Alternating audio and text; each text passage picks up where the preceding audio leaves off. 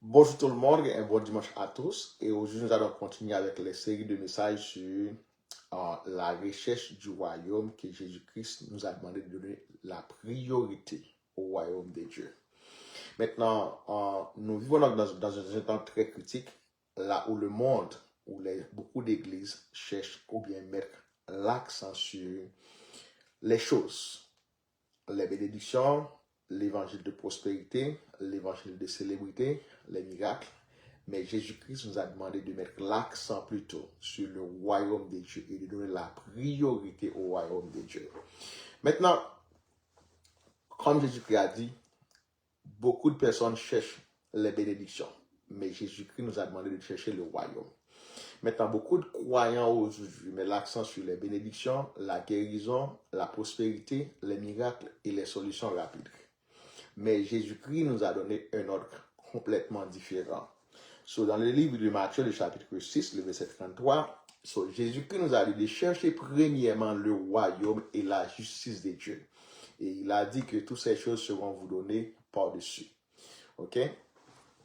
Jésus-Christ n'a pas enseigné que les bénédictions devaient être le centre de la foi, mais il a plutôt enseigné que le royaume de Dieu devrait être la priorité absolue pour nous les chrétiens. Maintenant, les bénédictions, les miracles, la guérison, tous, ils ont des preuves et des évidences qui montrent que le royaume est visible, il est maintenant sur la terre. Mais ce n'est pas le message. Le message, il est donc toujours le royaume de Dieu. Maintenant, le plus grand problème de certaines églises modernes, aujourd'hui, ils veulent la main de Dieu, mais pas la face de Dieu. Ils veulent le don de Dieu, mais pas le gouvernement de Dieu. Ils veulent les bénéfices du royaume, mais pas la soumission au royaume de Dieu. C'est pour cela que Jésus-Christ a parlé avec beaucoup de gens qui lui cherchent pas pour ce qu'il est, mais pour le pain. C'est pour cela que Jésus-Christ nous a donné cette mission. Okay? Non seulement d'aller partout à travers le monde pour prêcher par la religion, par le christianisme, mais le royaume de Dieu, mais nous devrions connaître qui nous sommes. Nous sommes des citoyens célestes et des ambassadeurs terrestres. Maintenant, comme je vous ai dit tantôt, la Bible n'est pas donc un livre religieux. Okay? C'est donc une bibliothèque qui parle de 66 livres qui parlent d'un roi, de son royaume et de sa famille royale. Il parle de la loi, il parle à Abraham, il a demandé à Abraham de laisser son territoire pour aller à Canaan, là où il va faire de lui une grande nation. Maintenant, nous sommes des citoyens célestes, nous sommes appelés à prêcher la bonne nouvelle de l'évangile. Et la bonne nouvelle, la seule bonne nouvelle, c'est donc l'évangile du royaume, le seul évangile que Jésus-Christ a prêché. Parce que Dieu a placé Adam en Éden. Adam a perdu un royaume par la religion. C'est pour cela que Jésus-Christ est venu et il a inauguré son message avec l'évangile du royaume. Il prêchait l'évangile du royaume pendant 3 ans avec ses disciples. Il a parlé en ce sujet plus de 200 fois dans la Bible parce que c'est donc le message primordial, le message central de Jésus-Christ, c'est donc le royaume de Dieu, le royaume des cieux. C'est pour cela, dans le livre de Jean, le chapitre 6, le verset 26, Jésus-Christ adressait à une foule qui ne lui cherche pas pour ce qu'il est, comme le Dieu souverain, le Dieu qui était venu pour mourir à notre place, pour restaurer ce qui était perdu en Éden, mais il lui cherche pour le pain. Okay? Il voulait le pain, pas le roi. Il voulait la provision, mais pas la domination divine sur leur vie. C'est pour cela, et Jésus-Christ nous a demandé de chercher le royaume premièrement. Quand on donne la priorité au royaume et toutes ces choses-là, la nourriture, la maison, Dieu va additionner ça dans notre vie. Maintenant, le mot royaume, on voit ça ça vient du grec basilia, qui veut dire royaume, règne, gouvernement, autorité royale et domination de roi. Maintenant, le royaume n'est pas donc d'abord un lieu géographique. C'est donc le règne actif de Dieu dans notre vie, son gouvernement, son autorité, sa volonté imposée sur notre vie. Okay? C'est donc la définition du mot royaume. Quand Jésus a demandé à ses disciples, à la foule, de chercher premièrement le royaume de Dieu. Cela signifie de donner d'abord, de chercher d'abord le règne de Dieu, son autorité, sa volonté et sa domination sur notre vie. Maintenant, le mot chercher, ça vient du grec zétéo, qui veut dire rechercher, poursuivre ardemment, désirer ardemment, viser, sans forcer à obtenir. C'est pour cela que Jésus a dit, le royaume de Dieu est forcé. OK? Maintenant, ce n'est pas donc une recherche passive ou bien une curiosité religieuse, mais c'est donc une poursuite intense, déterminée et prioritaire. OK? So, nous devrions, comme chrétiens, comme des citoyens célestes et des ambassadeurs terrestres, de donner la priorité au royaume de Dieu. Maintenant, poursuivre le royaume de Dieu devrait donc la priorité dans notre vie comme chrétien. Maintenant, dans le livre de Matthieu chapitre 4, verset 17, Jésus, le royaume était donc le message central de Jésus-Christ. Jésus-Christ a commencé ce message-là dans le livre de Matthieu chapitre 4, le verset 17. Matthieu chapitre 4, le verset 17. Dès lors, Jésus commença à prêcher et à dire, repentez-vous car le royaume des cieux est proche. Maintenant, le premier grand, c'était donc l'apparition de Jésus-Christ. C'était donc le premier grand message public. Jésus-Christ adressé à la foule. OK? So, il n'avait pas prêché un évangile de prospérité, de guérison, de finances et d'estime de soi, mais il a prêché le royaume de Dieu, le royaume des cieux. Répétez-vous car le royaume de Dieu est maintenant arrivé sur la terre. So, le message du royaume était donc le message central dans la mission de Jésus-Christ. So, dans le livre de Luc, chapitre 4, verset 43, Jésus-Christ a déclaré, il faut que j'annonce cette bonne nouvelle du royaume, car c'est pour cela que j'ai été envoyé, mes amis. OK? So, Jésus-Christ n'a laissé aucune ambiguïté. Il nous a dit la raison de son envoi, la raison pour laquelle son Père lui a envoyé. Non pas pour prêcher une évangile de prospérité, une évangile de célébrité, une évangile basée sur les miracles, les bénédictions, la guérison, mais pour prêcher l'évangile du royaume. Maintenant, les miracles sont bons. Les guérisons sont bons. OK? Les bénédictions sont bons. Mais nous ne devrions pas mettre l'accent sur ça parce que ils sont donc des preuves et des évidences qui montrent que le royaume de Dieu est maintenant sur la terre. Mais le message était donc le royaume. C'est pour cela que Jésus-Christ a parlé du message du royaume, le royaume de Dieu ou bien le royaume des cieux, plus de 200 fois dans son ministère. Et comme je vous ai dit tantôt, même la fin du monde est basée sur la prédication de l'évangile du royaume. Jésus-Christ a parlé du royaume de Dieu durant son ministère, pendant 3 ans avec ses disciples. Le message du royaume de Dieu était donc le message central de Jésus-Christ. Il prêche sur ça avant sa mort, après sa mort et sa résurrection. Il a passé plus de 40 jours avec ses disciples, prêchant l'évangile du royaume. So, il leur a donné donc une mission, la grande commission, d'aller partout à travers le monde, de prêcher un seul message. C'est pour ça qu'il a dit, prêchez ce message, pas votre message, pas le message de prospérité, pas le message de célébrité, pas le message basé sur la guérison, pas donc un message basé sur les bénédictions matérielles, mais de prêcher le message du royaume. OK? So, nous devrions donc mettre l'accent sur le seul message que Jésus-Christ a prêché, qui est donc le message du royaume. So, Jésus-Christ a envoyé ses disciples avec ce même message. Dans le livre des Actes des Apôtres, en Luc, le médecin, il nous a montré que le message du royaume était donc le message central des disciples de Jésus-Christ. So, il a commencé dans la Judée, passant en Samarie pour arriver jusqu'à Rome. Il prêche le message du royaume de Jésus-Christ. Et les disciples acceptaient de mourir pour ce message, pour leur croyance dans ce message. So, il a dit, nous reconnaissons Jésus-Christ comme notre Seigneur, pas César, pas Jules César, le gouverneur de Rome, le roi de Rome, le gouvernement de Rome. Mais Jésus-Christ est notre Dieu, est notre roi. Il prêchait un seul message, le message du royaume. Maintenant, aujourd'hui, nous vivons dans un temps, on trouve beaucoup de gens, beaucoup de pasteurs, beaucoup de bergers qui prêchent. un évangile basé sur les bénédictions et les miracles. Pendant que ce n'était pas le message que Jésus-Christ prêchait. Jésus-Christ a prêché donc le message du royaume. Il n'a pas prêché sur l'abondance financière, mais il a prêché le message du royaume. Donc, même après sa résurrection, Jésus-Christ parlait encore du royaume de Dieu. Dans le livre des Actes des Apôtres, chapitre 1, le verset 3. OK?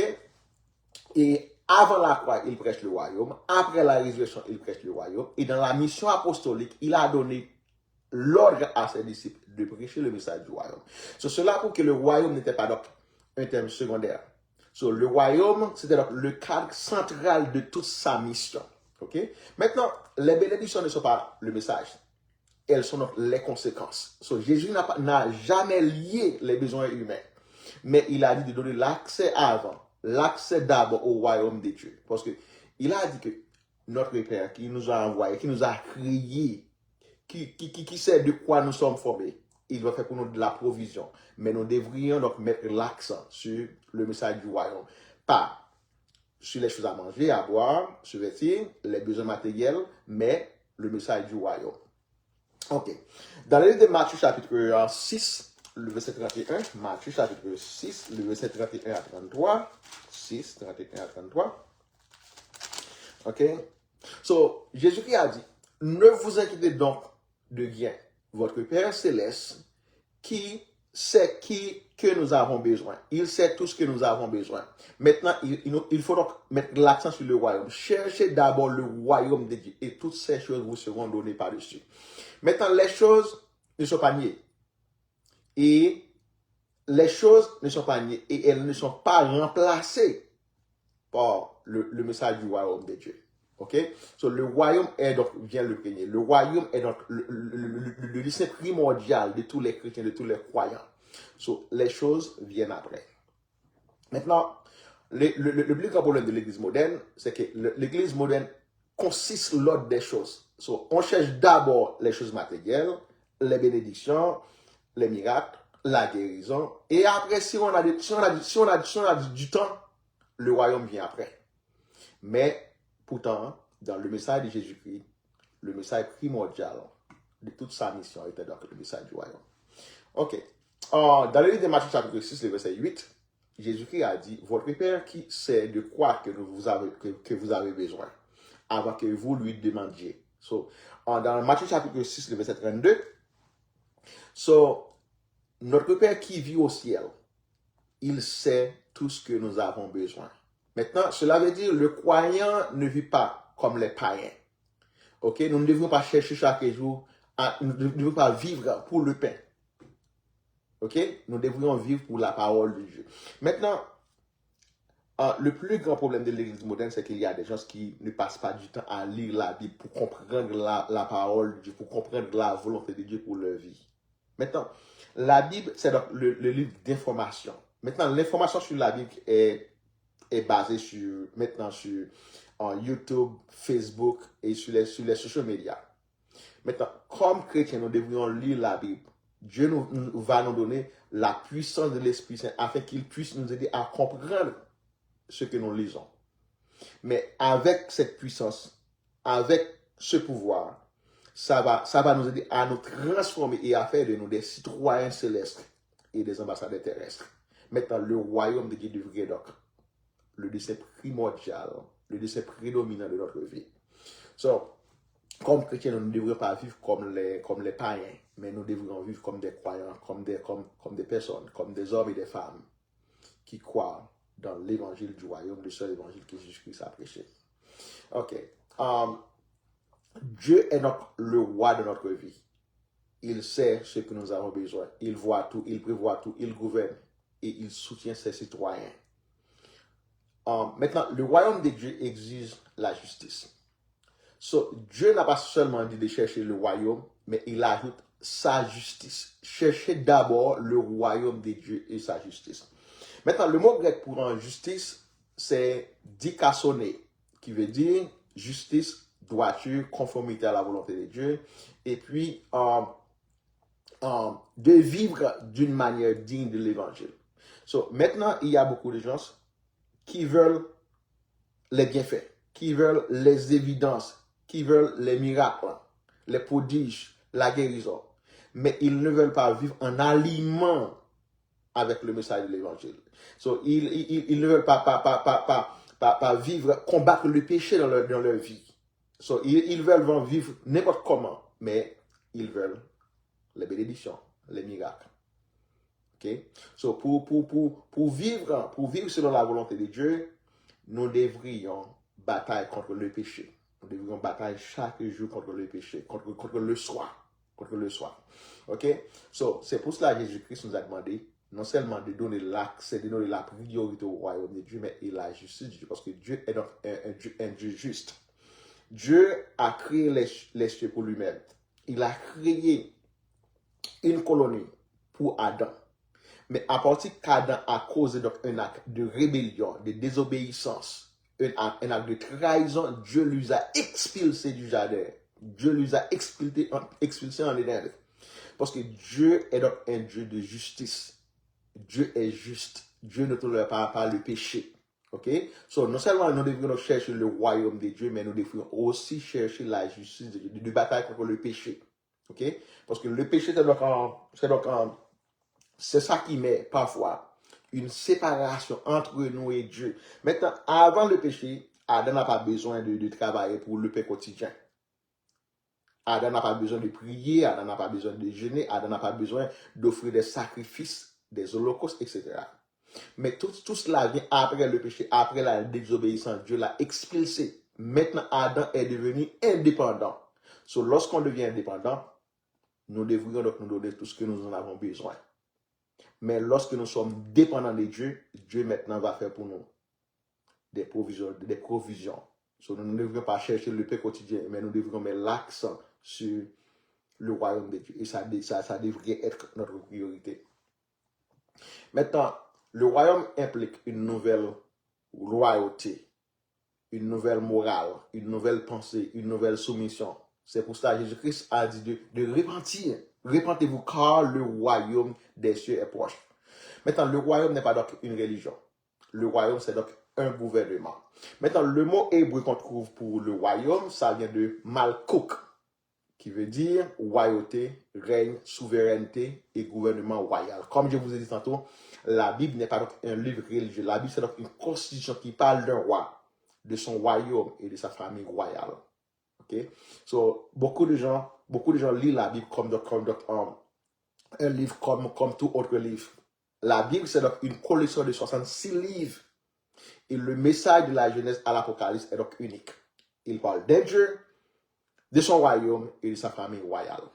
Maintenant, dans le livre des Psaumes, du chapitre 145, Psaume 145, Psaume 145, le verset 13, la Bible nous a dit que le règne de ton règne est éternel. OK? Et sa domination subsiste dans tous les âges. Dans Psaume chapitre 103, le verset 19, l'Éternel a établi son trône dans les cieux et son règne domine sur tout. So, le Dieu de la Bible n'est pas donc présenté comme un simple objet de culte. So, il est présenté comme un roi. Il est notre roi. Jésus-Christ est notre roi. Il est notre souverain sacrificateur. So, avant le péché, avant Jésus-Christ, on a besoin de sacrifices. On a besoin de sacrificateurs. On a besoin d'offrir des sacrifices à Dieu pour payer pour le prix de nos rançons. Mais ça n'était pas suffisant. So, Jésus-Christ était venu pour payer pour le prix de nos rançons à la croix avec son sang. Il n'a jamais connu de péché. Mais il s'était devenu pécheur pour nous, pour moi et vous. Maintenant, c'est ce qu'il nous a demandé. De donner la priorité au message qu'il a prêché, qui est donc le message du royaume, mais pas les bénéfices du royaume. Okay? Mais le message du royaume. So, donc, la Bible n'est pas donc simplement un livre religieux, mais la Bible nous relève l'histoire d'un roi, de son royaume, de sa loi, des citoyens. Nous sommes des citoyens célestes et des ambassadeurs terrestres. La Bible nous relève donc une administration divine, un projet de domination sur la terre que Dieu a créé Adam et il l'a placé dans une colonie. Maintenant, il y a beaucoup de chrétiens qui prient pour aller au ciel, pendant que Jésus-Christ priait son Père pour que son royaume vienne sur la terre. OK? Adam n'a pas perdu le ciel. Dieu a placé Adam en Éden dans une terre. Le mot Adam veut dire terre noire. Et si vous comprenez bien le livre de l'Apocalypse, Jean a dit, non, nous les chrétiens, après l'enlèvement, nous irons au ciel avec Jésus-Christ pour une période de 1000 ans. Mais après cela, Jean a vu une nouvelle Jérusalem, une nouvelle terre et des nouveaux cieux. Maintenant, c'est donc la restauration complète de la colonie d'Éden qui va restaurer. Nous vivrons, nous aurons à vivre nous aurons à passer notre éternité, non pas dans les cieux, mais dans la nouvelle Jérusalem. Ok? Maintenant, Adam a perdu un royaume, pas une religion. Dans le livre de la Genèse, chapitre 1, le verset 26, Dieu a dit, faisons l'homme à notre image, selon notre ressemblance, et qu'il domine. Adam n'a pas été créé pour prier, pour adorer, pour prosterner devant Dieu. Adam a été créé pour gouverner. C'est pour cela que Dieu a dit dans le livre, Moïse a dit dans le livre de la Genèse, chapitre 1, verset 28, soyez féconds, remplissez la terre et dominez. Le mot hébreu pour dominer, c'est donc le mot rada. Rada, ça veut dire dominer, gouverner, exercer l'autorité. Adam a été créé pour représenter Dieu, pour administrer la terre, pour vivre sous l'autorité divine et exercer donc une domination déléguée. Adam a été créé pour représenter Dieu en Éden, non pas pour l'adorer. Maintenant, quand Adam a péché, il a perdu une liturgie, il a perdu la communication avec Dieu, il a perdu l'autorité, il a perdu l'ordre, la domination légitime, la gloire, l'accès libre à la présence de Dieu. C'est pour cela que Jésus-Christ était venu pour restaurer ce que Adam a perdu en Éden, ce que l'homme a perdu en Éden. Jésus-Christ n'était pas venu pour commencer une religion. Il n'était pas même venu pour commencer avec le mouvement du christianisme. Il n'était pas venu pour commencer, pour prêcher la religion. Il n'était pas venu pour prêcher les miracles, les prodiges. Et comme je vous ai dit tantôt, les miracles, les bénédictions, la guérison, ils ont été tous des signes et des preuves qui montrent que le royaume de Dieu est maintenant arrivé sur la terre. Maintenant, dans le livre de Jean, 1 chapitre 3, verset 8, il a dit, le Fils de Dieu apparut afin de détruire les œuvres du diable. Jésus-Christ est venu pour détruire les œuvres du diable. Parce que Satan a menti à la race humaine. Jésus-Christ était venu pour restaurer, pour donner la vérité à l'humanité. C'est pour cela, dans Jean 3,16, la Bible a dit que Dieu a tant aimé le monde, il a donné son Fils unique. Non pas la terre, mais le monde, le système corrompu. Le système corrompu par le péché. Dieu a tenté, il a donné son Fils unique. Jésus était venu pour restaurer ce qui était perdu en Éden. Ce que le péché a affecté en Éden. Ok? Dans le livre de Luc, chapitre 19, verset 10, ok? Le Fils de l'homme est venu pour chercher et sauver ceux qui étaient perdus. Pas pour commencer une religion. Ok? Ceux qui étaient perdus. Maintenant, ce que l'homme a perdu donc une relation intime avec Dieu, une relation divine avec Dieu. Ce qui est perdu, c'est donc l'homme, la relation, la justice, l'autorité, le royaume. Jésus vient donc pour régler le problème du péché par la croix, pour restaurer la relation avec le Père à la croix et pour rendre l'homme l'accès au salut à la croix. Maintenant, Jésus-Christ est venu pour restaurer ce qui était perdu en Éden, comme je vous ai dit tantôt, pas la religion, mais un royaume. Ok, maintenant, la croix ouvre l'accès au salut. Maintenant, aujourd'hui, nous devons comprendre le sacrifice de la croix, la signification de la mort de Jésus-Christ. Maintenant, le royaume n'est pas donc indépendant de la croix. Maintenant, la croix est donc le fondement légal qui rend l'entrée possible dans le royaume de Dieu. Dans le livre de Colossiens chapitre 1, le verset 13 à 14, Paul nous a dit, il nous a délivrés de la puissance des ténèbres et nous a transportés dans le royaume du Fils, dans son amour. Et il nous a donné la rédemption et la rémission des péchés. Maintenant, dans l'ordre, regarde l'ordre. On voit la délivrance, on voit donc le transfert de royaume, on voit donc la rédemption, le pardon. Maintenant, la croix ne replace pas le royaume, mais la croix rend le royaume accessible. Les miracles étaient donc des preuves qui montre que le royaume était là, mais pas le message. So, dans le livre de Matthieu chapitre 12, le verset 28, Matthieu chapitre 12, le verset 28, Matthieu chapitre 12, le verset 28. Ok, mais si c'est par l'Esprit de Dieu que je chasse les démons, le royaume de Dieu est donc venu auprès de vous. Maintenant, l'ennemi numéro un de Jésus-Christ n'était pas César, l'ennemi numéro un de Jésus-Christ n'était pas les païens, l'ennemi numéro un de Jésus-Christ était donc les hommes religieux, les sacrificateurs, les pharisiens, les sadducéens. Les hommes des lois ont été tous l'ennemi principal de Jésus-Christ. Il était donc l'opposition principale de Jésus-Christ. Maintenant, Jésus-Christ, okay, il dit à Jésus-Christ, ok, si vous faites tout ceci, c'est parce que vous êtes possédé par des démons. Non, Jésus-Christ a dit, ok, si je chasse les démons, c'est que le royaume est maintenant actif. Le royaume est maintenant arrivé sur la terre. Maintenant, ce verset est le capital. Jésus ne dit pas les miracles est le message, mais le miracle prouve le royaume est arrivé. Les guérisons étaient donc des signes, les délivrances étaient donc des signes, les bénédictions étaient donc des signes, mais le contenu annoncé par Jésus-Christ était donc l'arrivée du royaume de Dieu. Maintenant, pourquoi tant de chrétiens cherchent les bénédictions au lieu du royaume de Dieu? Ok? So, beaucoup de chrétiens cherchent les bénédictions au lieu du royaume de Dieu parce qu'ils veulent la provision sans l'obéissance. Ils veulent la protection sans la repentance. Ils veulent la puissance sans la sainteté. Ils veulent les bénéfices du royaume, mais sans le gouvernement du roi. Maintenant, beaucoup de prédicateurs modernes ont déplacé le centre. Au lieu de dire de chercher d'abord le royaume de Dieu, ils prêchent donc un évangile basé sur les bénédictions matérielles. Un évangile basé sur les miracles. Un évangile basé sur le soin. Mais Jésus-Christ a prêché un évangile basé sur le message du royaume de Jésus-Christ. So, il a dit, répentez-vous car le royaume de Dieu est maintenant arrivé sur la terre. Il est donc actif sur la terre. Maintenant, beaucoup de gens maintenant, beaucoup d'églises mettent l'accent sur la promotion, sur les miracles, sur la pensée, sur le soin, sur la richesse. Mais Jésus-Christ a prêché le message du royaume. C'est pour cela qu'il a dit de chercher d'abord le royaume de Dieu et la justice. Maintenant, le royaume change tout. Le royaume change tout.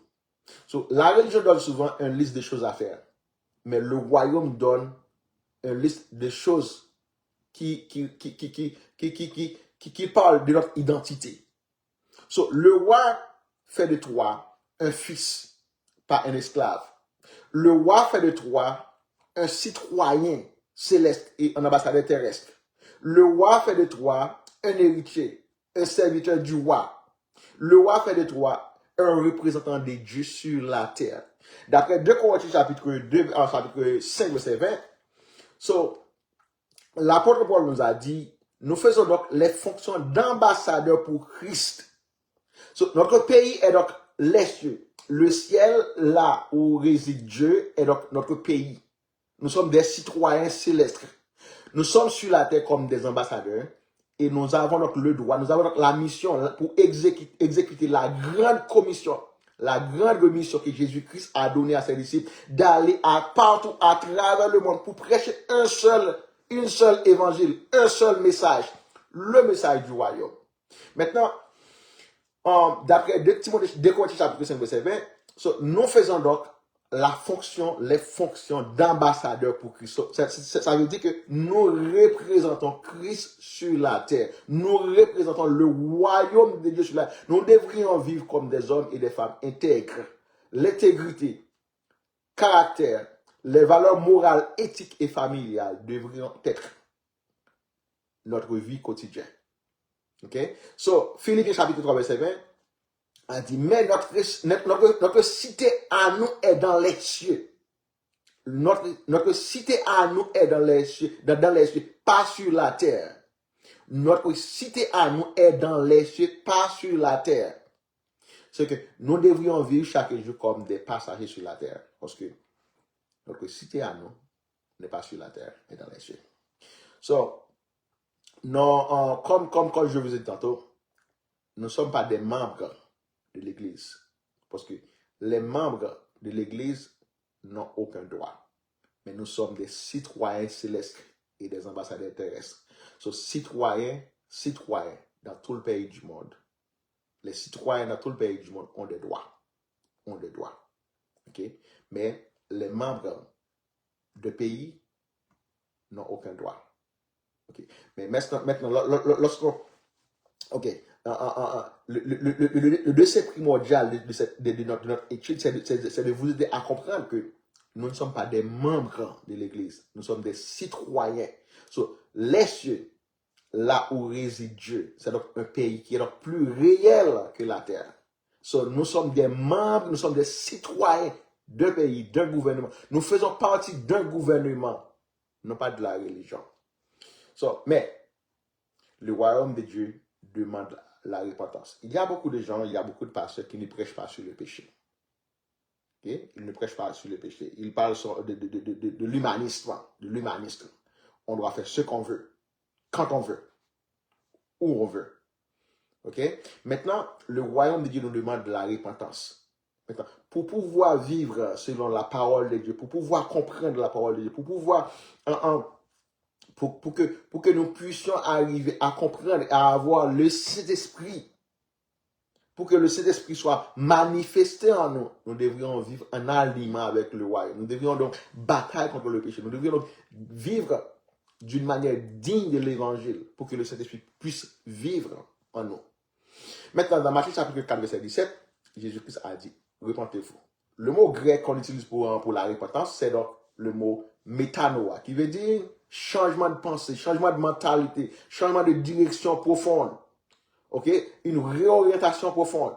Maintenant, on ne peut pas entrer dans le royaume de Dieu avec une mentalité rebelle. Maintenant, nous devons chercher d'abord le royaume de Dieu. Maintenant, chercher le royaume de Dieu commence par abandonner l'indépendance, l'orgueil, l'idolâtrie de soi, les poursuites des choses. But suprême. Maintenant, pour entrer dans le royaume de Dieu, nous devrions être nés de nouveau. C'est ce que Jésus-Christ a dit à Nicodème. Maintenant, pour entrer dans le royaume de Dieu, nous devrions être nés de nouveau. Maintenant, qu'est-ce que ça veut dire pratiquement? De chercher le royaume de Dieu d'abord. De chercher le royaume de Dieu, ça veut dire de chercher la volonté de Dieu avant tout. Avant tes désirs personnels. D'après Matthieu chapitre 6, verset 10, ok? So, il dit que ton règne vienne, que ta volonté soit faite sur la terre comme au ciel. Nous, les chrétiens, nous prions chaque jour pour aller au ciel, pour aller dans les cieux. Mais Jésus-Christ, il prie le Père pour que la volonté du Père soit faite sur la terre. C'est pour ça qu'il a dit que ton règne vienne, que ta volonté soit faite sur la terre comme au ciel. So, la volonté de Dieu devrait être faite dans notre vie comme chrétien. Maintenant, dans Jean chapitre 14, verset 15, il a dit, cherchez l'obéissance avant le confort. Maintenant, si vous m'aimez, gardez mes commandements. Maintenant, ça, le royaume veut dire de chercher la présence du roi avant ses cadeaux. D'après Somme chapitre 27, verset 4, ok, David a dit, je te demande à l'Éternel une chose, je voudrais habiter dans toute ma vie dans sa maison. Je demande à l'Éternel une chose, je voudrais habiter toute ma vie dans la maison de l'Éternel. Maintenant, d'après David, ok, cherchez d'abord le royaume de Dieu, c'est donc de chercher le roi. La présence du roi, l'autonomie du roi, le pouvoir du roi, la gouvernance du roi, le gouvernement du roi avant ses cadeaux. Maintenant, chercher Dieu d'abord veut dire de chercher sa justice. Chercher la justice avant la réussite visible. Dans Romains chapitre 14, verset 17, Paul a dit, car le royaume de Dieu, ce n'est pas le manger de bois, mais c'est la justice, la paix, la joie par le Saint-Esprit. Maintenant, chercher le royaume de Dieu, ça veut dire de chercher la volonté de Dieu avant tes désirs, de chercher l'obéissance avant le confort, de chercher la présence du roi, l'accès du roi avant ses cadeaux, et de chercher la justice de Dieu avant la réussite visible. Maintenant, le royaume de Dieu, les bénédictions, ça vient dans l'ordre.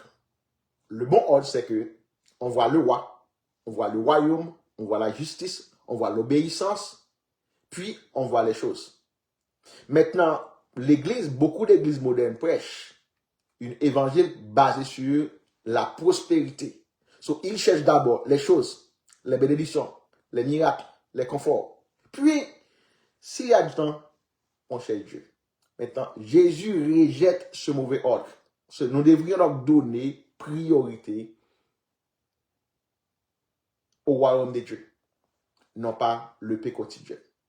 Maintenant, il y a beaucoup de gens qui cherchent Jésus-Christ, pas pour lui comme le Messie, pas pour leur Messie, pas pour le Rédempteur, pas pour celui qui était venu sur la croix pour mourir donc une mort humiliée, crucifié sur la croix pour payer pour le prix de nos péchés, pour payer pour la dette de nos péchés.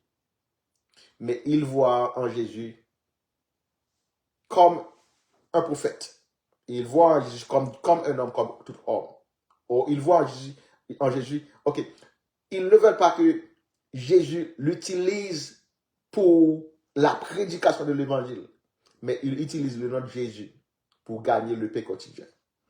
En Haïti, maintenant, on a un roi, il y a une reine, et il y a des prophètes.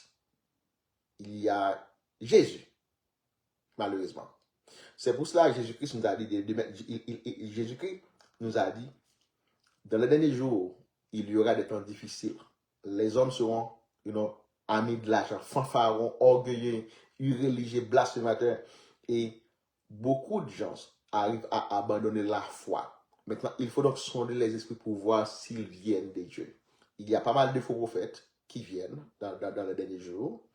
Et ils nous diront, ils prêchent seulement les miracles, les prodiges, mais pas Jésus, mais pas le royaume de Jésus-Christ.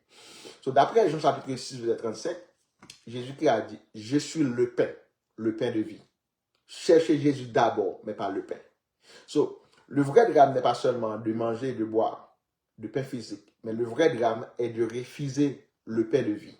On cherche Jésus, on cherche le pain quotidien, les miracles, les bénédictions, mais on ignore Jésus. Maintenant, beaucoup de gens veulent le pain quotidien, mais pas le Seigneur. Les bénédictions terrestres, mais pas la transformation intérieure. Les divines, mais pas la seigneurie de Christ. Maintenant, Jésus n'est pas venu seulement pour nourrir la foule, mais il est donc appelé. Il était venu pour appeler l'homme à retourner à vivre sous l'autorité de Jésus-Christ, sous l'autorité de Dieu. C'est ce qu'Adam a perdu en Éden. Maintenant, le royaume est pour tous ceux qui le veulent. Dieu nous a dit, Dieu est donc omniscient, omniprésent et omnipotent. Mais il nous a demandé de lui chercher. Et il nous a dit, il nous donne garantie. Si on cherche Dieu, on va le trouver. Maintenant, il y a beaucoup de gens, tu peux donc assister à l'église, mais sans aimer le royaume. Tu peux donc chercher les miracles sans aimer le roi. Et tu peux donc parler de Dieu sans vouloir sa domination sur notre vie. Mais le vrai disciple devrait donc dire que Jésus-Christ est mon roi. Il cherche la volonté de Dieu, la justice de Dieu, le gouvernement de Dieu et le royaume de Dieu. So, il donne priorité au royaume de Dieu. Il donne priorité au seul message. Le seul message que Jésus-Christ a prêché, ou le seul message que Jésus-Christ prêchait, qui était donc le message du royaume, mais pas les bénéfices du royaume. So, les bénédictions ne sont pas le centre, mais le roi l'est. Les miracles ne sont pas le message. Les miracles ne sont pas le message, le royaume l'est. La prospérité n'est pas le but, la justice l'est. Le royaume n'est pas donc un supplément, il est donc la priorité. Jésus-Christ n'a pas dit de chercher d'abord les choses matérielles, les miracles, les prodiges, les bénédictions, l'évangile de prospérité, l'évangile de célébrité, mais il a dit de chercher d'abord le royaume de Dieu. Maintenant, comme chrétiens, nous devrions penser autrement. Nous ne devrions pas penser comme les païens. Nous devrions donc donner l'accès à Dieu, l'accès à notre vie, pour que le Saint-Esprit puisse venir en nous et habiter en nous, afin que nous devrions vivre, non pas comme des païens, mais comme des citoyens célestes et des ambassadeurs terrestres qui représentent Jésus-Christ et qui prêche un seul évangile, le seul évangile que Jésus-Christ a prêché. Non pas un évangile basé sur les miracles, sur les bénédictions, sur les choses matérielles, sur le paix quotidien, mais un évangile basé sur le royaume de Dieu. So, nous devrions mettre l'accent de notre prédication sur l'évangile du royaume. So, Jésus-Christ a demandé à ses disciples d'aller partout à travers le monde, de ne pas prêcher un évangile basé sur les choses matérielles, les bénédictions, mais un évangile basé sur la proclamation du royaume de Jésus-Christ. Et non seulement Jésus-Christ introduisait son ministère avec le message du royaume, il a prêché le message du royaume avant sa mort. Après sa mort et sa résurrection, il a passé plus de 40 jours à enseigner le message du royaume. Il a passé 40 jours à enseigner ses disciples pour aller à travers le monde, pour prêcher donc un message noble, le message du royaume. Avant son ascension, il a dit de rester à Jérusalem et il les a envoyé la puissance de l'Esprit Saint, le Saint-Esprit, pour qu'ils les accompagnent pour prêcher la grande commission, qui est donc le message du royaume. Et même la fin du monde n'est pas basée sur la famine, sur la guerre, sur les catastrophes naturelles, mais il est basé sur la prédication du royaume de l'évangile. Maintenant, nous ne sommes pas des membres de l'Église. Nous sommes des citoyens célestes et des ambassadeurs terrestres. L'Église est comme fidèle de l'Église de Jésus-Christ. Nous devrions représenter le roi bien. Nous devrions prêcher le message que Jésus-Christ a prêché. Parce que nous sommes des ambassadeurs. Notre mission, c'est d'aller à travers le monde. Non pas vivre comme les mondains, mais de vivre à l'instar de Christ, de représenter le royaume et de prêcher un seul évangile. L'évangile que Jésus-Christ a prêché. L'évangile que Jésus-Christ a parlé plus de 200 fois dans les évangiles synoptiques, dans Matthieu, Marc, Luc et même Jean. So, le message central de tous les évangiles synoptiques était donc le message du royaume de Jésus-Christ. Maintenant, prêchons le message que Jésus-Christ a prêché. Il a dit, je trouve dans l'obligation de prêcher un seul message, le message du royaume. Et Jésus-Christ a dit à ses disciples, maintenant, je vous envoyerai pour aller à travers le monde. Et le seul message que nous devrions prêcher, c'est donc le message du royaume. Maintenant, nous sommes des mandataires. Jésus-Christ nous a confié une mission. C'est donc la grande commission. Ce n'est pas donc une option, mais c'est donc une mission. Nous avons donc un mandat. Ok? Si nous sommes des chrétiens, nous devrions donc obéir à ce mandat. D'aller partout à travers le monde, de prêcher la bonne nouvelle de l'évangile. Maintenant, nous devrions donc représenter le Christ. Nous devrions donc prêcher le royaume de Christ. Et nous devrions donc aller pour prêcher le seul message que Jésus-Christ nous a demandé de prêcher. L'évangile du royaume. Que Dieu vous bénisse.